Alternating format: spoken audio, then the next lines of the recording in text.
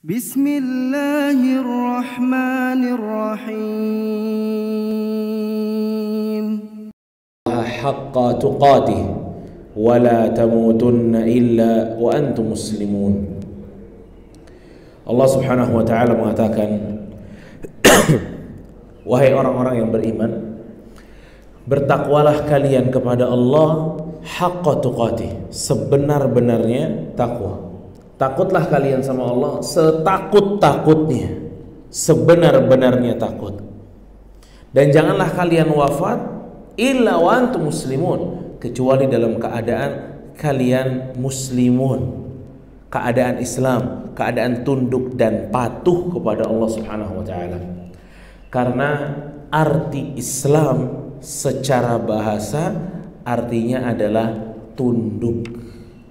Istislam, tunduk kepada Allah Subhanahu wa taala. Makanya konsekuensi seseorang yang muslim adalah tunduk dengan apa yang Allah turunkan dari syariatnya. Kalau dia tidak tunduk dengan apa yang Allah turunkan dari syariatnya, berarti ada kesalahan di dalam Islam yang dia miliki. Dan kita senantiasa bersalawat kepada Nabi kita yang mulia Muhammad bin Abdullah sallallahu alaihi wasallam, yang telah berjuang untuk dakwah, berjuang Nabi sallallahu alaihi wasallam, berdarah-darah Nabi sallallahu alaihi wasallam, dicela oleh orang dan lain sebagainya yang didapatkan oleh Nabi sallallahu alaihi wasallam, sampai akhirnya terbentuklah Masjid Al-Hidayah di sini. Itu karena Allah Subhanahu wa taala, kemudian karena dakwahnya Nabi sallallahu alaihi wasallam. Makanya salawat kepada Nabi sallallahu alaihi wasallam bukan hanya manusia yang salawat, tapi Allah Subhanahu wa taala saat memerintahkan salawat, Allah mencontohkan dulu, baru Allah memerintahkan kepada kita. Ya ayyuhalladzina amanu innallaha wa malaikatahu yusholluna 'alan nabi. Sesungguhnya Allah dan para malaikatnya bersolawat kepada Nabi. Ya ayyuhalladzina amanu shallu 'alaihi wa sallimu taslima. Wahai orang-orang beriman, kalian juga harus bersolawat kepada Nabi. Dan ini adalah perintah yang sangat istimewa. Allah mulai dari dirinya lalu diperintahkan kepada umatnya. Jamaah rahimani wa rahimakumullah. Pertama tentu kita meminta kepada Allah Subhanahu wa taala, Allah menerima salat subuh kita dan ibadah-ibadah kita yang lain.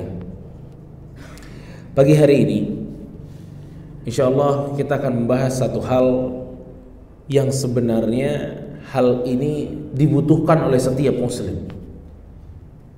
Kita akan bahas fikih, tapi bukan fikih salat, bukan fikih wudu, bukan fikih zakat dan lain sebagainya. Ini fikih, kalau kata para ulama namanya fiqhul akbar. Fikih akbar, fikih yang terbesar. Apa maksudnya fiqhul akbar? Fiqhul akbar itu adalah fikih atau pemahaman tentang Allah Subhanahu wa taala. Pemahaman tentang Allah Subhanahu wa taala. Kita akan mempelajari Asmaul Husna, nama-nama Allah yang indah. Karena ini cabang ilmu yang sangat luar biasa, yang disebut oleh para ulama tadi fiqhul akbar, fikih terbesar. Wa huwal asasul ladzi alaihi bina'ad hadzal din. Dan Asmaul Husna atau masalah Allah Subhanahu wa taala, kita mengetahui tentang Allah Subhanahu wa taala, itu dasar dari agama. Dan ada salah satu karya dari salah satu guru kami, Syekh Abdul Razzaq Ibn Abdul Muhsin Al-Abbad Al-Badr hafizahullah taala. Beliau memiliki satu kitab yang begitu fenomenal, ya, sudah diterjemahkan banyak bahasa, Indonesia juga ada, namanya Fikih Asmaul Husna. Fikih Asmaul Husna. Dan itu udah banyak, ya. Jadi juga bapak-bapak, kita butuh tahu tentang nama-nama Allah yang biasa kita sebut, ya. Karena Asmaul Husna kalau kita perhatiin di dalam Al-Quran, itu hampir setiap ayat di dalam Al-Quran ada nama Allah dan sifat Allah disebut di situ. Mulai dari Al-Fatihah, langsung kita mengetahui Alhamdulillahi Rabbil Alamin. Rabb, Allah itu sebagai Rabb. Alamin, Rabbnya alam semesta. Apa itu Rabb? Ar-Rahmanur Rahim. Ada Ar-Rahman, ada Ar-Rahim. Apa itu Ar-Rahman? Apa itu Ar-Rahim? Maliki Yaumiddin, sifatnya Allah, pemilik hari kiamat. Jadi berbagai macam nama dan sifat Allah Subhanahu wa taala biasanya selalu ada di dalam setiap ayat. Ya, biasanya ada dalam setiap ayat. Wa huwas samiul alim, wa huwas samiul basir, wa huwal azizul hakim. Di akhir ayat itu biasanya nama-nama Allah. Tidak mungkin diletakkan nama-nama Allah hampir di seluruh ayat kecuali agar kita bisa mentadaburi nama-nama tersebut. Makanya pelajaran tentang Asmaul Husna ini pelajaran yang sangat penting. Ya, pelajaran yang sangat penting. Dikatakan oleh Syekh Abdul Razzaq, wa mimma yadullu ala ahamiyati hadzal ilm syarif wa 'idhami sya'nihi wa kathrati khairatihi wa 'awaidihi wa annahu aslun min usulil iman. Di antara yang kita bisa lihat dari pentingnya pelajaran tentang Asmaul Husna, karena Asmaul Husna ini termasuk aslun min usulil iman, salah satu prinsip dasar keimanan, rukun di dalam agama, asas dari agama Islam. Alaihi tubna maqamatud dinir rafi'atil manazilil 'aliyah, yang dibangun di atasnya kemuliaan yang begitu tinggi terhadap Allah Subhanahu wa taala, dan tidak akan lurus kemuliaan seorang hamba sampai dia mampu mempelajari Asmaul Husna. Karena efek Asmaul Husna itu begitu luar biasa. Makanya hajat kita, kebutuhan kita dalam mempelajari Asmaul Husna itu besar. Nah, Syekh Abdul Razzaq ya, yang nulis buku ini, beliau itu sebenarnya punya buku fikih Asmaul Husna tuh luas. Bukunya luas gitu. Maksudnya tebal dan luas. Lalu kemudian beliau bikinin ringkasannya. Nah, yang akan kita baca tuh ringkasan-ringkasannya, ya. Dan Syekh Abdul Razzaq menyebutkan di sini, wa qad yassara Allahu li jam'u muallafin fi hadzal babil 'azim samaituhu fiqhu Asmaul Husna. Dan Allah telah memudahkan saya untuk bisa menyusun buku ini yang aku namakan fikih Asmaul Husna. Syarahtu fihi akthar min 100 ismi min asma'illahi husna, dan aku menjelaskan lebih dari 100 nama Allah. 100 nama Allah. Padahal yang paling tersebar dan terkenal nama Allah itu ada berapa? 99. Ya, inna lillahi 99 isman man hafidhaha, siapa yang mampu menghafal 99 nama, dakhalal jannah, dia masuk surga. Tapi bukan pembatasan, 99 ini bukan pembatasan, karena nama Allah serta sifat Allah tidak ada yang mengetahui batasannya kecuali Allah. Tidak ada yang mengetahui batasannya kecuali Allah. Makanya didapatkan dalam Al-Quran dan Sunnah bahwa nama Allah itu lebih daripada 99. Ada hadis itu hanya untuk memberikan kepada kita ya paling tidak 99 yang kalian hafal, yang kalian imani dan ketahui, 99 paling tidak. Adapun nama dan sifatnya itu lebih daripada 99. Ya. Makanya Rasulullah SAW dalam doanya itu menyebutkan, ya Allah, aku meminta dan memujimu dengan nama yang engkau telah turunkan nama tersebut, atau nama yang masih engkau simpan di sisimu. Jadi ada nama-nama yang Allah masih simpan untuk dirinya, tidak diberikan bocorannya kepada makhluk. Makanya nanti di hari kiamat ya mas sekalian, Rasul sallallahu alaihi wasallam akan sujud kepada Allah Subhanahu wa taala, wa yathna bimahamid, dan Rasul SAW akan memuji Allah Subhanahu wa taala dengan pujian-pujian yang belum pernah ada yang mengatakannya kecuali Rasulullah SAW di waktu tersebut.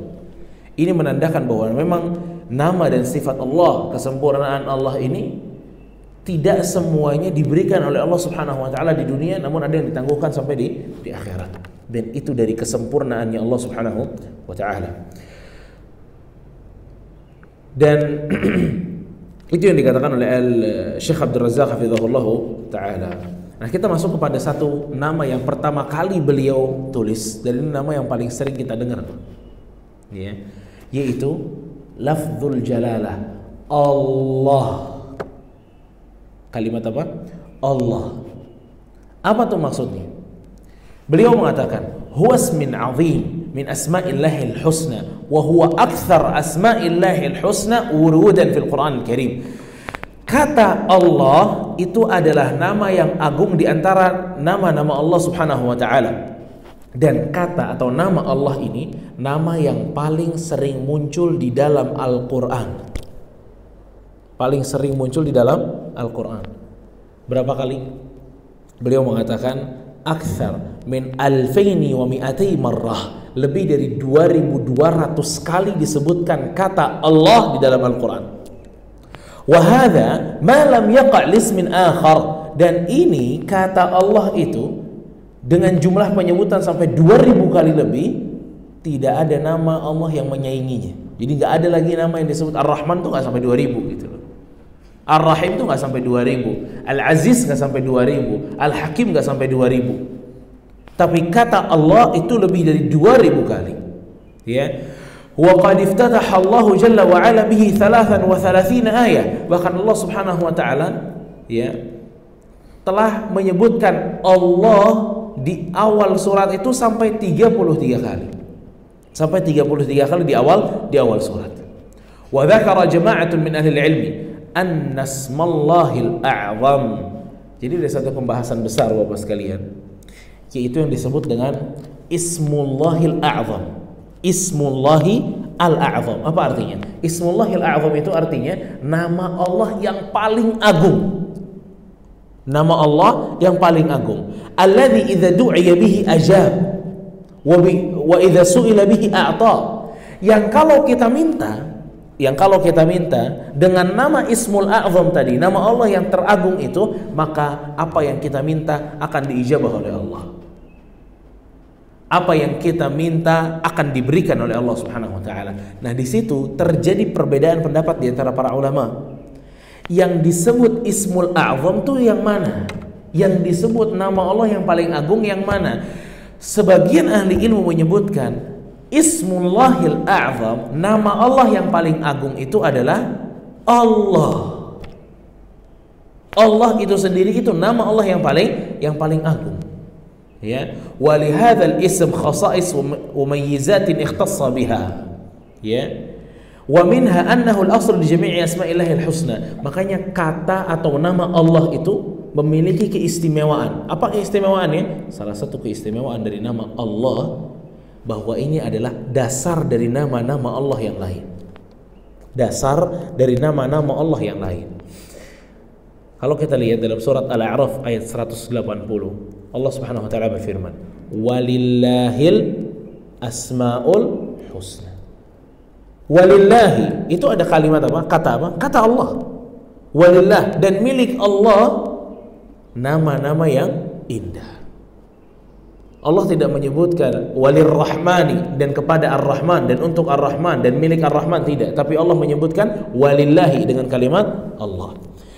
Wa huwa mustalzimun li jami'i ma'anil asma'il husna dalun 'alaiha bil ijmalil asma'il husna tafsilun wa tabyin li sifatil ilahiyyah. Kata atau nama Allah itu mewakili banyak sifat. Tidak hanya satu sifat yang diwakili dengan nama Allah. Ibnu Abbas, ya, dan dia adalah terjemahan Al-Quran, ya, Ibnu Abbas. Beliau pernah mengatakan tentang makna Allah. Apa itu maknanya?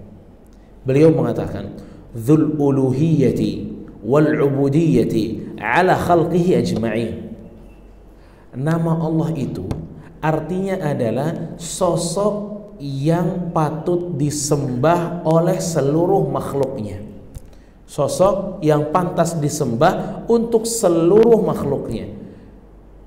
Dengan arti kata yang lain, alladzi lahu awsaful jalali wal kamali wal 'azamah alladzi istahaqqa li ajliha an yu'allahu an yakhuss wahdahu bidzulli wal khudu'. Dengan arti kata lain jemaah sekalian, kalau kata Ibnu Abbas, nama Allah itu artinya adalah sosok yang pantas untuk diibadahi, Maksudnya apa? Dari kata Allah atau nama Allah, disitulah terkumpul seluruh sifat-sifat yang sempurna. Yang karena sifat sempurna ini, Allah berhak untuk disembah. Saya ulang. Karena sifat yang sempurna ini, Allah berhak untuk disembah. Di sini kita bisa dapat pelajaran penting, bahwa yang tidak sempurna itu tidak boleh disembah. Yang tidak sempurna tidak boleh disembah. Yang tidak menciptakan tidak boleh kita berikan ibadah. Yang tidak memberikan rizki nggak boleh kita ibadahi. Kita hanya boleh ibadah kepada yang maha sempurna, yaitu Allah Jalla wa'ala. Makanya kesalahan besar pada saat ada seseorang meminta kepada selain Allah Subhanahu wa ta'ala. Entah dia minta kepada batu, dia minta kepada malaikat, sampai minta kepada Nabi pun salah.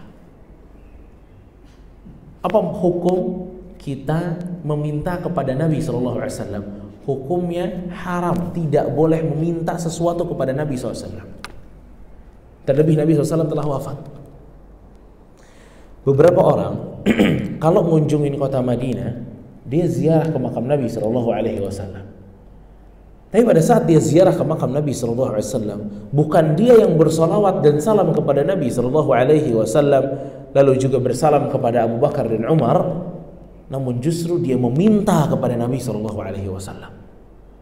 Dia lewat makamnya Nabi SAW, dia bersolawat kepada Nabi, kemudian setelah solawat dia angkat tangannya menghadap ke kuburan Nabi SAW.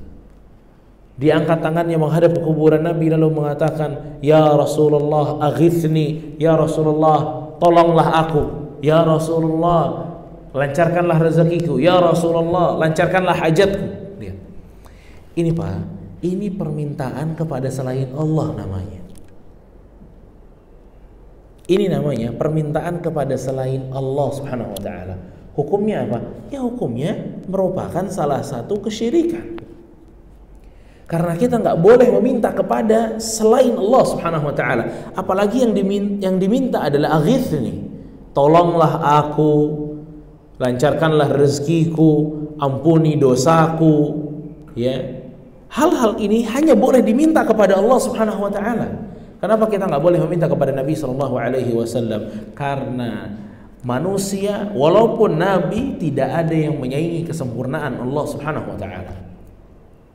Ya, makanya jamaah sekalian, barakallahu fikum, orang-orang Nasrani, kenapa sampai mereka ini tersesat? Karena mereka menyembah Nabi. Mereka menyembah Nabi, Allah marah sama mereka. Mereka menyembah Nabi Isa. Makanya umat Nabi Muhammad SAW gak boleh menyembah nabinya. Sampai Nabi kita alaihi salatu wasallam mengatakan di akhir kehidupannya, Allahumma la taj'al qabri wathanan yu'bad. Ya Allah, jangan sampai kuburanku ini jadi tempat diibadahi oleh mereka. Rasul nggak mau kuburannya itu didatangi oleh manusia lalu meminta di sana, nggak mau Rasulullah SAW. Justru Rasul datang untuk menghapus budaya tersebut dan hanya meminta kepada Allah Subhanahu wa ta'ala. Dan kita tahu dakwahnya Rasulullah SAW seperti ini keadaannya. Untuk memurnikan ibadah seseorang itu hanya kepada Allah Subhanahu wa ta'ala. Karena Allah maha sempurna, tidak ada yang lebih sempurna dibanding Allah Subhanahu wa ta'ala. Dan itu jamaah sekalian, nama Allah yang terkumpul padanya berbagai macam sifat sempurna. Nama yang kedua, ya, yang disebutkan oleh Syekh Abdul Razzaq adalah nama yang sering banget juga kita sebutkan, Ar-Rabbu. Ar-Rabbu, ya, wa huwa ismun 'azimun lillahi jalla wa 'ala, takarrara wuruduhu fil Qur'anil Karim fi maqamatin 'adidah wa siyaqatin mutanawwi'ah tazid ala 500 marrah. Nama Ar-Rabbu itu nama yang agung yang disebutkan di dalam Al-Quran lebih dari 500 kali. Coba Pak, ada yang ingat nama Ar-Rabbu itu disebutin di ayat apa aja? Ada yang ingat gak? Hah? Nama Ar-Rabbu disebutin di ayat mana? Hah? Alhamdulillahi Rabbil Alamin. Jadi Al-Fatihah udah ada Ar-Rabb, ya kan? Rabbul Alamin, pemilik alam semesta. Ya, makanya Ar-Rabbu ini sering banget kita kalau kita baca Quran tuh lewat di situ. Qul inna salati wa nusuki wa mahyaya wa mamati lillahi Rabbil Alamin. Rabb lagi, banyak Rabb. Lebih dari 500 kali. Ya. Wa ma'na Rabbu ay dzu rububiyyatin 'ala khalqihi ajma'in, khalqan wa mulkan wa tasarrufan wa tadbiran, wa huwa min asma'illahi adallatu 'ala jumlati ma'anin la 'ala ma'nan wahid. Syekh Abdul Razak mengatakan, lalu apa makna dari Ar-Rabbu? Ar-Rabbu itu maknanya adalah sosok yang memiliki kemampuan rububiyah, kemampuan dalam menguasai alam semesta, menciptakan alam semesta, menggerakkan alam semesta, ya, dan melindungi alam semesta. Itu Ar-Rabbu. Jadi Ar-Rabbu itu adalah nama, ya, yang mewakilkan 4 sifat. Ar-Rabbu adalah nama yang mewakilkan 4 sifat. Mulai dari penciptaan, penguasaan, ya, pengaturan dan perlindungan. Itu Ar-Rabbu. Dengan kata Ar-Rabbu kan misalnya tadi itu alhamdulillahi Rabbil Alamin, maha suci atau segala puji bagi Allah, Rabb semesta alam. Rabb semesta alam. Pertama, Allah yang menciptakan alam tersebut. Kedua, Allah yang mengurusi alam tersebut. Ya. Ketiga, Allah yang melindungi alam semesta tersebut. Ya. Yang keempat, Allah yang menguasai alam semesta tersebut. Itu Rabbul Alamin. Kalau ada Rabb lalu Allah sandingkan dengan Alamin, maka itu dia sifatnya. Yang menciptakannya Allah, yang ngurus Allah, yang melindungi Allah, yang menguasai Allah. Makanya kata Syekh Abdul Razak bahwa nama Allah Ar-Rabbu itu tidak hanya mewakili satu sifat, namun banyak sifat. Namun banyak sifat. Ya.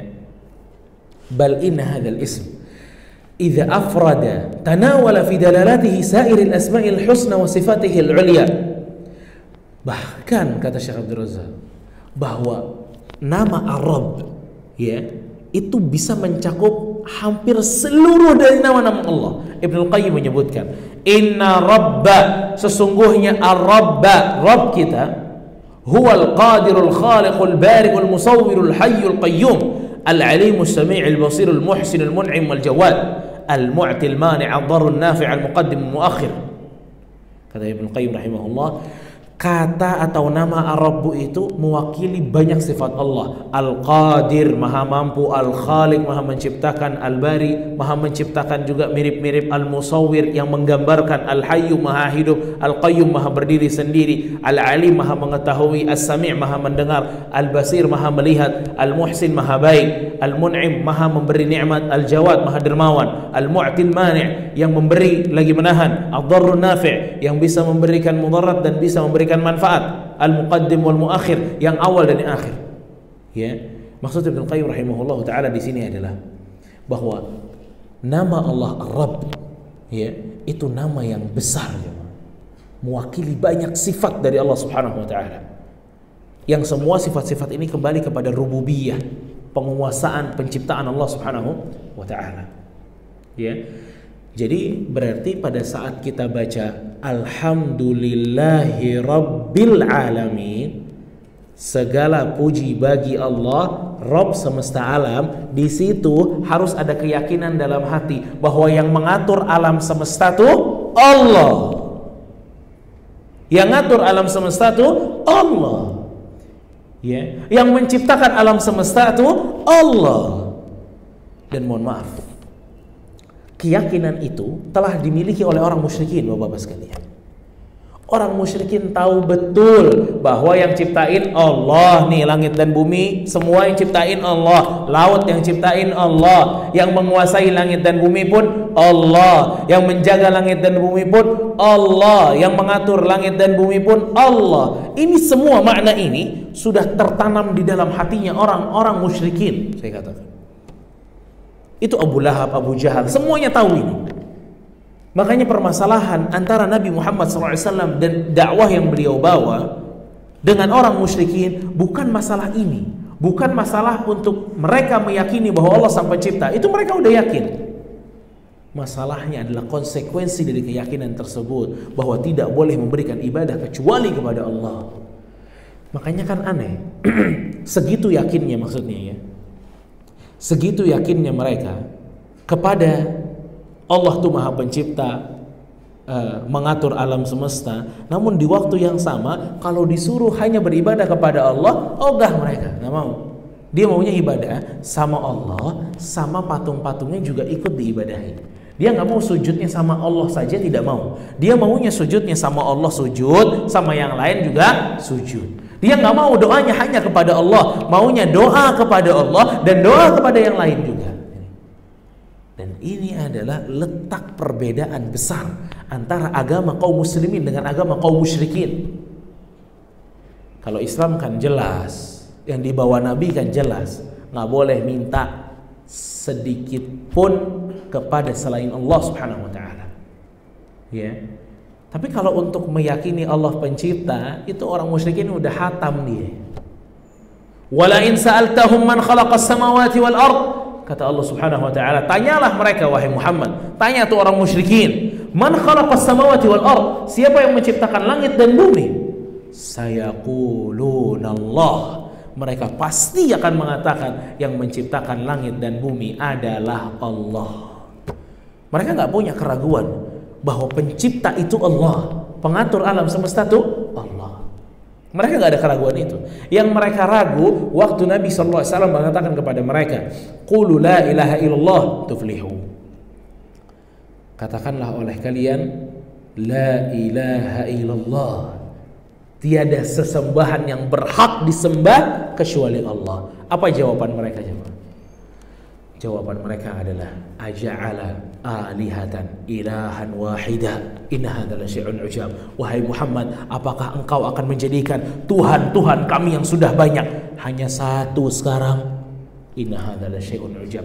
Aneh yang kamu bawa wahai Muhammad. Lihat, orang musyrikin dulu di tengah Ka'bah itu ada 360 berhala. Di Ka'bah, di sekitar Ka'bah yang sekarang kita pakai untuk tawaf, itu ada 360 berhala. Semua berhala itu hancur di waktu Fathu Makkah. Mereka jadi ibadahnya itu kepada patung-patung tersebut. Itu yang gak boleh. Menduakan Allah yang namanya adalah syirik. Ada satu sahabat, kemudian jadi sahabat ya, Husain radhiyallahu anhu. Dia pernah ditanya sama Nabi SAW, ya Husain, kam ilahan ta'budal yawm? Berapa banyak Tuhan yang kamu sembah hari ini? Apa dia bilang? 7. Sittatan fil ardi wa wahidan fis sama. 6 Tuhan ada di dunia, di bumi, 1 Tuhan ada di langit. Kata Nabi SAW, lihat, yang maksud 1 itu Allah, maksudnya di langit. Yang 6 apa? Berhala. Ya. Ini keyakinan dia berarti apa? Dia percaya adanya Allah. Jadi orang musyrik itu bukan ateis, Bapak-bapak sekalian. Ya, dia tak percaya banget adanya Allah. Bahkan dia percaya Allah pencipta. Dia bilang 1 di langit, 6 di bumi. Ya. Terus Rasul nanya, fa ayyuhum tad'u li raghbatika wa li rahbatik? Terus kalau kamu lagi butuh dan kepepet, doa ke siapa? Kata Rasul. Kamu doa kan 7 nih Tuhannya. Doa ke yang mana? Alladzi fis sama. Saya doa kepada yang di langit. Doa kemana? Kepada Allah. Tapi keyakinan itu tidak menjadikan mereka Islam. Kenapa? Karena mereka tidak mau mengingkari Tuhan yang lain selain Allah. Mereka tetap mau mengakui bahwa 6 lain itu Tuhan. Walaupun kalau doa kemana? Ke atas, katanya. Apa kata Rasulullah SAW? Amma law in aslamta, kenapa nggak masuk Islam? Kata Nabi. Tanggung banget. Sekarang kalau doa ke atas udah hilangin yang 6, hanya 1, selesai Islam kamu. Akhirnya Husain pun masuk Islam. Ya, di sini saya ingin menggambarkan bahwa itu keyakinan orang musyrikin waktu itu. Ya, keyakinan mereka itu masalah ibadah, Makanya kan sebagian para ulama mengatakan kadang syirik yang ada pada zaman sekarang itu lebih parah daripada syiriknya Abu Lahab dan Abu Jahal. Dulu ya, itu Abu Lahab sama Abu Jahal nggak percaya Nyi Roro Kidul, penguasa laut, nggak ada. Dia tahu betul penguasa laut itu siapa? Allah, bukan yang lain. Lah kita ada orang hari ini Islam lagi percaya bahwa yang menguasai laut itu siapa? Nyi Roro Kidul, makanya dia pohon kerbaunya dia kasih ke laut. Ini Abu Jahal nggak begini gitu. Abu Lahab aja nggak begini. Dia masalah ibadah. Dia pengen ibadah kepada banyak Tuhan, nggak mau satu Tuhan, itu dia masalahnya. Dan nggak boleh di dalam Islam. Adapun penguasa laut, mereka tahu penguasa laut Allah, penguasa angin Allah, penguasa hujan Allah. Ini kan kita kalau ada event aja banyak orang untuk manggil apa? Pawang hujan. Pawang hujan. Ya. Dan pawang hujan itu minta sama jin. Ya, nggak ada minta sama Allah pakai menyan, pakai begini, pakai begitu, dan nggak mungkin udah. Minta sama Allah gini, selesai. Baca Asmaul Husna, beres. Ini dia minta kepada selain Allah Jalla wa Ala. Jelas syirik itu. Ya. Apalagi kalau sampai kita bisa meyakini bahwa ada yang mengatur hujan selain Allah. Oh, ini Abu Lahab aja nggak pernah meyakini ini. Yang ngatur hujan, kalau menurut Abu Lahab itu Pak, yang ada surat di dalam Al-Quran dia pasti masuk neraka. Kata Abu Lahab yang ngatur hujan Allah, bukan yang lain. Nah sekarang makanya kesyirikan di zaman sekarang itu ada beberapa kasus justru lebih parah daripada kesyirikan zaman dulu. Orang musyrikin nggak pernah syirik di bagian situ, lah sekarang syirik di bagian itu. Ya, makanya jamaah sekalian rahimakumullah, ini perbedaan kita dengan orang musyrikin tuh bukan masalah meyakini penciptaan, yang menciptakan tuh Allah, bukan itu. Itu mereka percaya ibadah. Makanya nggak laku, tidak ternilai Islam seseorang di hadapan Allah sampai dia mengatakan yang berhak disembah hanya satu. Kalau dia masih bilang Allah boleh disembah, itu Kristen nyembah Nasrani, nyembah Nabi Isa, benar juga. Buddha sama Hindu nyembah patung, benar juga. Salah, ini perkataan-perkataan kufur namanya itu. Tidak boleh kita meyakini ada dewa yang berhak disembah, tidak boleh. Ada nabi yang berhak disembah, tidak boleh. Walaqad ba'atsna fi kulli ummatin rasulan an i'budullaha wajtanibut taghut. Kata Allah Subhanahu wa taala, kami utus kepada setiap umat itu seorang nabi, tugasnya apa? Untuk menyeru manusia beribadah hanya kepada Allah dan menjauhi segala sesembahan selain Allah. Ya. Makanya kata Ar-Rabb atau nama Ar-Rabb itu mewakili tadi sifat-sifat rububiyahnya Allah Subhanahu wa taala yang para kaum musyrikin itu udah mengimani ini. Ya. Ar-Rahman Ar-Rahim. Ini nama jamaah sekalian. Huma asmani jalilani kathura wuruduhuma fil Quran. Iftataha Allah bihima ummul Quran.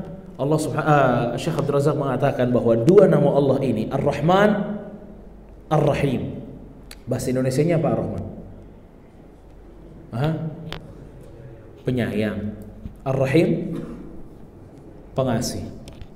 Ya, maha pengasih dan maha penyayang dan pengasih. Ar-Rahman, ya, Syekh Abdul Razak mengatakan ini di Al-Fatihah saja sudah kita ketemu Ar-Rahman Ar-Rahim. Bahkan Bismillahirrahmanirrahim. Di awal baca setiap surat ada Bismillahirrahmanirrahim. Allah ingin dua nama ini sering disebut oleh lisannya manusia agar kita nih faham bahwa Rabb, Tuhan yang kita lagi beribadah kepadanya itu maha pengasih, maha penyayang. Jadi timbul di dalam hati manusia dalam beribadah itu apa? Rasa harap kepada Allah Subhanahu wa taala. Bahwa yang mereka sedang ibadahi itu adalah yang maha pengasih lagi maha penyayang. Wa dhammanaha kalimatul lati la yathbut laha syaitan waftataha biha kitabahu Nabi Allah Sulaiman wa kana Jibril yanzilu biha ala Nabi SAW inda iftitahi kulli suratin min Al-Quran.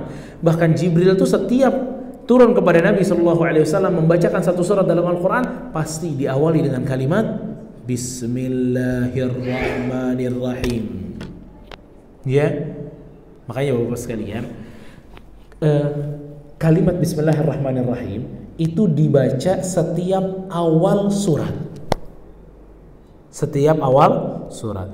Kalau kita baca di tengah surat itu ikhtilaf para ulama, baca bismillah lagi atau tidak. Tapi kalau di awal surat sepakat, mesti ada bismillah. Kecuali satu surat. Surat apa yang tidak diawali dengan Bismillahirrahmanirrahim? At-Taubah. Ya, surat At-Taubah.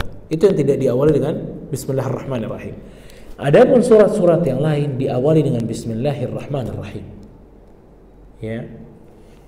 Makanya selain surat yang kita baca, misal di tengah-tengah, maka para ulama berikhtilaf, dan wallahu alam yang rajih itu tidak dimulai dengan Bismillahirrahmanirrahim, tapi cukup membaca a'udzubillahi minasyaitonirrajim. Ya, membaca a'udzubillahi minasyaitonirrajim. Dan kita tahu ya bahwa perbedaan pendapat tentang Bismillahirrahmanirrahim itu begitu panjang. Kalau bapak-bapak pernah baca tafsir Ibnu Katsir di awal banget, itu begitu kita buka, Ibnu Katsir itu memberikan kepada kita luasnya perbedaan para ulama tentang Bismillahirrahmanirrahim. Perbedaannya di mana? Apakah Bismillahirrahmanirrahim itu adalah satu ayat di dalam surat Al-Fatihah atau terpisah? Apakah Bismillahirrahmanirrahim itu merupakan ayat pertama dalam seluruh surat dalam Al-Quran? Ya. Lalu apakah Bismillahirrahmanirrahim dibaca sir tersembunyi atau dibaca jahar dikeraskan? Itu semuanya dituangkan oleh Al-Imam Ibnu Katsir rahimahullah ta'ala di awal tafsirnya. Makanya di awal kalau kita buka tafsir Ibnu Katsir di awal-awal, itu bukan kayak buku tafsir, tapi kayak buku fikih di awal-awal. Saat beliau membahas tentang apa? Bismillahirrahmanirrahim. Luas banget. Ya, luas banget. Jadi kalau ingin tahu perbedaan para ulama tentang masalah itu, nggak usah jauh-jauh, rujuk aja ke Ibnu Katsir, lihat di situ. Ya, dan kita butuh kita butuh tahu gitu loh, bahwa di dalam Islam tuh ada perbedaan ini, ada perbedaan itu. Jadi nggak ribut. Ya, perkara imam tidak terdengar baca Bismillahirrahmanirrahimnya ribut. Nggak bener nih, dia nggak baca Bismillah. Kalau baca Bismillah sebelum Al-Fatihah wajib, harus baca Bismillah. Tapi didengarkan atau disirkan, dirahasiakan suaranya, dikecilkan suaranya, itu ikhtilaf di antara para ulama. Ya, sesuai dengan pendapat si imam. Kalau imam itu memilih Bismillahirrahmanirrahimnya dikeraskan, maka dikeraskan. Kalau imam itu memilih untuk disirkan, maka disirkan. Tanggung jawab ada pada imam. Karena ini ikhtilaf besar, luas, diakui banget oleh para ulama. Ya, makanya hati kita mesti luas kalau ada perbedaan-perbedaan yang cukup masyhur di antara para ulama. Ya. Wa hadzanil isman kullun minhuma dalun ala thubuti rahmatin sifatan lillah. Dan dua sifat ini, dua nama ini Ar-Rahman Ar-Rahim, ini menandakan kepada kita bahwa Allah memiliki sifat Ar-Rahmah, kasih sayang. Ya, wa fi hadainil ismaini dalalah ala kamali rahmatillati hiya sifatullahi wa sa'atiha. Bapak sekalian, saya mau tanya, sifat Allah penyayang. Sifat Allah apa? Penyayang. Manusia, makhluk itu punya sifat penyayang juga atau tidak? Orang tua sayang nggak sama anak? Sayang. Kita sayang sama masjid aja, kita sayang. Menandakan bahwa manusia punya sifat apa? Sayang. Allah juga punya sifat sayang. Lalu apakah sifat sayang ini, ya, atau kita mengatakan bahwa manusia punya sifat sayang ini berarti menduakan Allah Subhanahu wa taala? Laisa kamitslihi syai' wa huwas samiul basir. Ingat konsep besarnya, tidak ada yang sama dengan Allah. Dan Allah Maha mendengar lagi Maha melihat. Kalau ada sifat Allah yang sama dengan sifat manusia, ini perhatikan. Kalau ada sifat Allah dengan sifat manusia sama, maka yakinilah bahwa sifat Allah itu sempurna, sifat manusia tidak sempurna. Kasih sayang misalnya, Allah punya sifat kasih sayang, kita juga punya sifat kasih sayang. Tapi kasih sayang Allah sempurna, kasih sayang kita tidak sempurna. Ya, kasih sayang kita tidak sempurna. Dan yang dimaksud di sini adalah tentu Rahim. Dan ada nggak Pak orang namanya Rahman? Ada nggak? Apa di sini lagi ada? Jangan-jangan. Ini mohon maaf nih kalau di sini ada. Namanya Rahman doang, bukan Abdurrahman ya, Rahman. Ada? Ada nggak? Pernah dengar kan nama orang Rahman aja, nggak pakai abd, nggak pakai Abdul.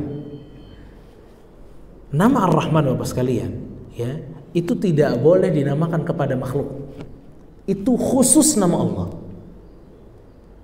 Kalau Rahim itu disebutkan di dalam beberapa hadis, ya, bahwa itu juga merupakan sifatnya manusia. Rahim orang ini orang penyayang banget, Rahim.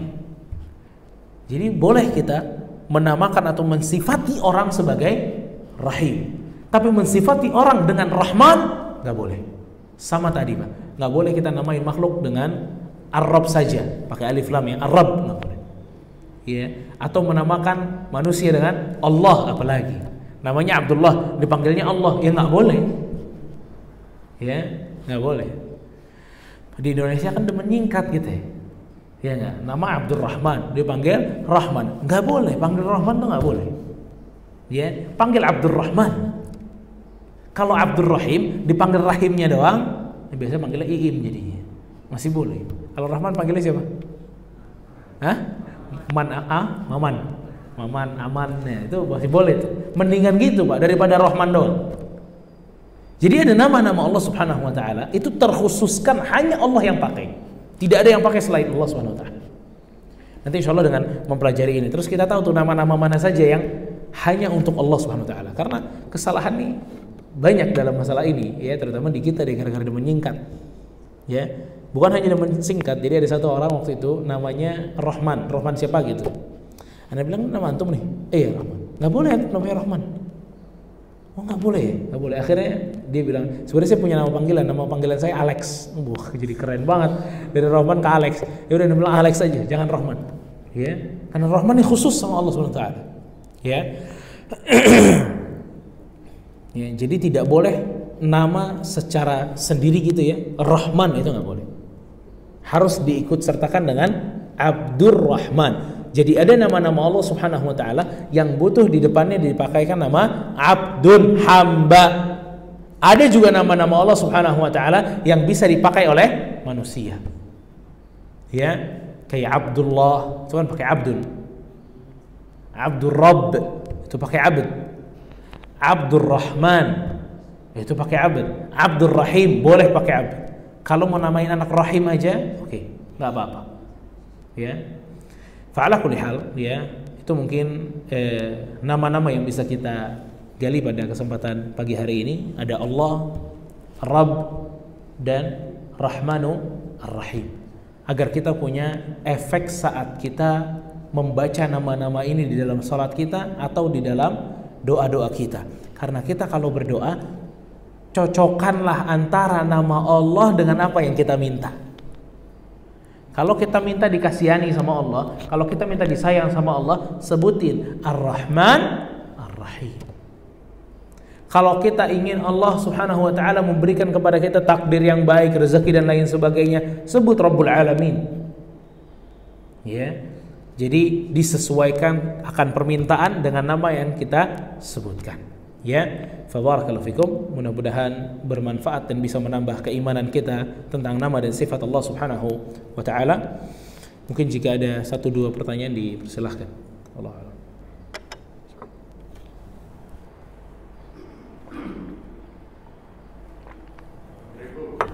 Assalamualaikum warahmatullahi wabarakatuh.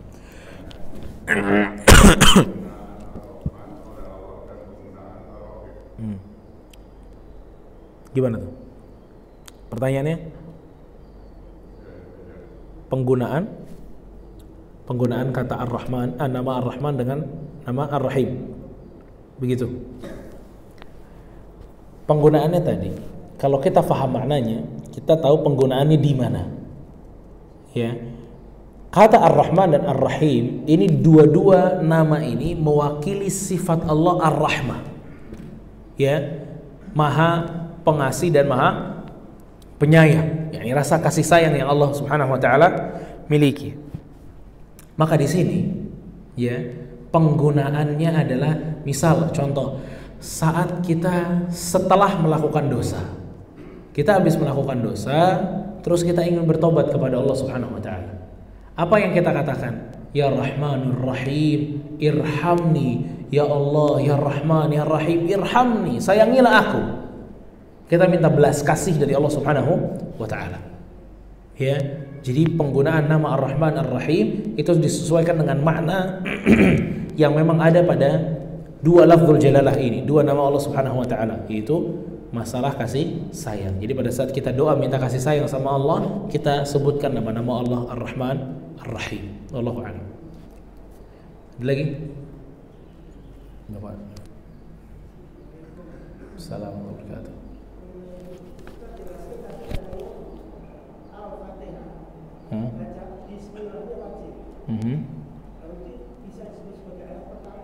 Ya. Itu pertanyaan Bapak. Iya, barakallahu fikum. Nah, ini dia yang disebutkan Ibnu Qayyim panjang, Ibnu Katsir panjang-panjang ya ini, Pak. Ya. Bismillahirrahmanirrahim. Yang tidak ada ikhtilaf di antara para ulama adalah setiap surat harus dimulai dengan Bismillahirrahmanirrahim. Oke? Itu harus sepakat. Jadi, yang menganggap Al-Fatihah itu masuk dalam ayat pertama tetap itu tentu baca Bismillahirrahmanirrahim.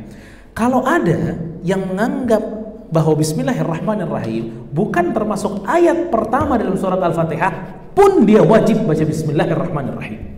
Karena itu awal surat. Ya, karena itu awal surat, ya. Dan dijelaskan oleh Al-Imam Ibnu Katsir rahimahullahu taala panjang lebar, ya. Dan wallahu alam, ya kalau yang saya yakini pendapatnya adalah Bismillahirrahmanirrahim bukan termasuk bagian dari surat Al-Fatihah. Ya. Kenapa? Ada sebuah hadis, ya, di mana hadis ini hadis tentang jawaban Allah kepada orang yang baca Al-Fatihah. Dan mungkin bapak-bapak juga udah pernah dengar nih, ya. Idza qala 'abdi alhamdulillahi rabbil alamin. Jika seorang hamba mengatakan alhamdulillahi rabbil alamin, Allah mengatakan hamadani 'abdi, hambaku telah memujiku. Idza qala 'abdi ar-rahmanir rahim, maka Allah mengatakan, jika hambaku mengatakan ar-rahman ar-rahim, maka Allah mengatakan sana alayya 'abdi, hambaku telah memujiku. Idza qala 'abdi, dan jika hambaku itu mengatakan maliki yaumiddin, Allah mengatakan majjadani 'abdi, hambaku telah memujiku. Dan jika hambaku telah mengatakan iyyaka na'budu wa iyyaka nasta'in, hadza baini wa baina 'abdi fali 'abdi ma sa'al, kata Allah Subhanahu wa taala, inilah antara diriku dengannya, maka untuk hambaku apapun yang dia minta. Baru kan setelah iyyaka na'budu wa iyyaka nasta'in kita bilang apa? Ihdinas siratal mustaqim, ya Allah berikan kami jalan yang lurus. Dari hadis ini kita tahu bahwa Allah memulai Al-Fatihah itu dengan alhamdulillahirabbil alamin. Kalau Bismillahirrahmanirrahim masuk dalam surat Al-Fatihah, pasti udah ada jawaban dari Allah Subhanahu wa taala. Idza qala 'abdi bismillahirrahmanirrahim, jika hambaku mengatakan bismillahirrahmanirrahim, Allah jawab begini dan begitu. Tapi di hadis ini justru hanya dimulai dengan alhamdulillahirabbil alamin. Ya, dan menurut saya ini dalil yang paling kuat, ya, yang menyatakan bahwa bismillahirrahmanirrahim bukan bagian dari surat Al-Fatihah. Namun harus disepakati, Al-Fatihah 7 ayat. Nggak mungkin gara-gara nggak masukin bismillah jadi 6 ayat. Ini nggak boleh. Ya. Al-Fatihah 7 ayat, mau dimasukin bismillahirrahmanirrahim atau tidak dimasukin bismillahirrahmanirrahim. Terus pembagiannya di mana? Di akhir. Ya. Siratal ladzina an'amta 'alaihim. Berhenti di sini untuk ayat ke-6. Ghairil maghdubi 'alaihim waladdallin, itu ayat ke-7. Paham? Ini untuk pendapat yang mengatakan bismillahirrahmanirrahim tidak masuk bagian dari Al-Fatihah. Ya, jadi jangan bilang oh kalau gitu Al-Fatihah jadi 6 ayat, nggak ada, Pak. Ini baru tahun 2022 kalau muncul pendapat ini. Ya, sab'a mathani kata Allah dalam Al-Qur'an. 7 ayat udah Al-Fatihah. Tidak mungkin berubah, ya. Wallahu taala a'lam. Mas. Ya. Ada larangan hadis tentang cari barang yang hilang di masjid. Bisa sama kayak dilarang jual beli di masjid. Betul. Ada nggak batasannya dari hadis larangan mencari barang yang hilang? Misalnya anak budu nih, anak budu terus taruh kacamata biasa kan, kacamata di lupa. Terus sholat udah sholat langsung pulang. Nah, pas kita ingat di rumah gitu, boleh nggak kita ambilnya lagi? Soalnya karena beberapa datang ke masjid itu ada kayak rak kuburan Barang hilang. barang hilang. Iya. Terus kita balik buat ambil. Iya, barakallahu fikum. Ya, memang pertama benar bahwa masjid itu dilarang oleh Rasulullah SAW mengumumkan barang hilang. An yunshidu dhallah, nggak boleh kita yunshidu dhallah, mengumumkan barang-barang yang hilang, itu nggak boleh. Makanya di antara masjid-masjid itu cuma naruh apa? Tempat barang hilang, agar orang tidak teriak-teriak gitu. Ada yang lihat kacamata saya nggak? Nah, itu nggak boleh dalam masjid. Nggak boleh, ya. Makanya juga pengurus masjid itu kalau ada barang-barang hilang dia aja yang pegang. Nanti orang yang hilang itu carinya langsung ke si petugas masjid. Jadi nggak perlu teriak-teriak, ya, nggak perlu teriak-teriak. Jadi pada saat Anda ingat itu di rumah kacamata saya masih di masjid, boleh pulang ambil, boleh. Yang nggak boleh mengumumkan, mengumumkan nggak boleh. Ya, kalau kita nyari saja tanpa mengumumkan boleh, tapi mengumumkan nggak boleh. Ya, mengumumkan barang hilang tidak boleh. Misal ada jam tangan di sini, kemudian inisiatif imam ngambil jam tangan terus pegang mic bilang ini jam tangan siapa, itu nggak boleh. Telah hilang jam tangan nggak boleh. Ini dia ambil, udah selesai. Ya, nanti kalau mau dikasih tahu, ya dikasih tahu secara tersembunyi aja bahwa nih tempat barang hilang tuh ada di sini. Ya, jadi masjid juga jelas itu tempat barang hilang, nyari barang hilang di DKM-nya, di kantor ininya. Jadi tidak ada pengumuman tentang barang-barang yang hilang di masjid. Kenapa itu semua? Itu demi menjaga kemuliaan masjid. Ya, karena masjid dibangun untuk zikir kepada Allah Subhanahu wa taala, untuk mengingat dan membesarkan Allah Subhanahu wa taala. Tidak boleh ada suara-suara yang keras melebihi suara keras dari berdakwah kepada Allah Subhanahu wa taala atau beribadah kepada Allah Subhanahu wa taala. Fallahu taala a'lam bis-shawab wa sallallahu ala nabiyyina Muhammad wa ala alihi wa sahbihi ajma'in. Subhanakallahumma wa bihamdika asyhadu an la ilaha illa anta astaghfiruka wa atubu ilaik. Assalamualaikum warahmatullahi wabarakatuh. فبأي آلاء ربكما تكذبان